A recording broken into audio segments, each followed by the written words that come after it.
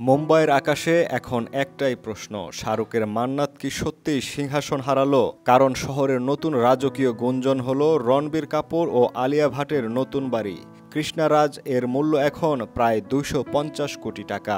আর এতেই নাকি মান্নাতকে টপকে দিয়েছে নতুন প্রাসাদ। বান্দ্রার পালি হিলে অবস্থিত 6 তলা বিশিষ্ট এই বিশাল প্রাসাদ দেখতে যেন রাজকীয় কোনো হ্যারি পটার সিনেমার হগওয়ার্টস। বাড়ির ছাদে রয়েছে হেলিপ্যাড, গ্যারেজে আছে আত্মচালিত গাড়ি, আর রান্নাঘরে নাকি রণবীর নিজেই চিকেন বানান বিনা মশলায়। বিশেষ সূত্রে জানা গেছে, একবার বাড়ি দেখতে এসে করণ জোহর পথ হারিয়ে 3 তলা পর্যন্ত ঘুরে বেরিয়েছেন।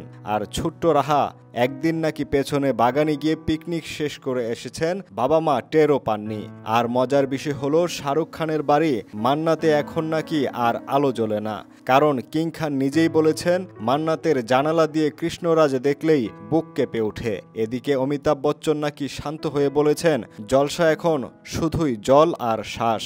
বিশ্লেষকরা বলছেন, এই বাড়ির রহস্য এখানেই শেষ নয়। প্রতিদিন নতুন নতুন গুজব বের হচ্ছে।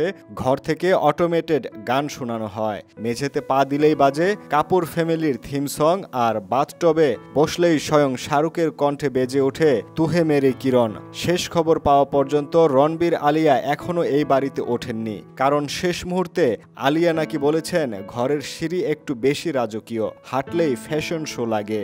এই বাড়ি শুধু একটা প্রাসাদ নয়, এ যেন বলিউডের পরবর্তী ব্লকবাস্টার সেট।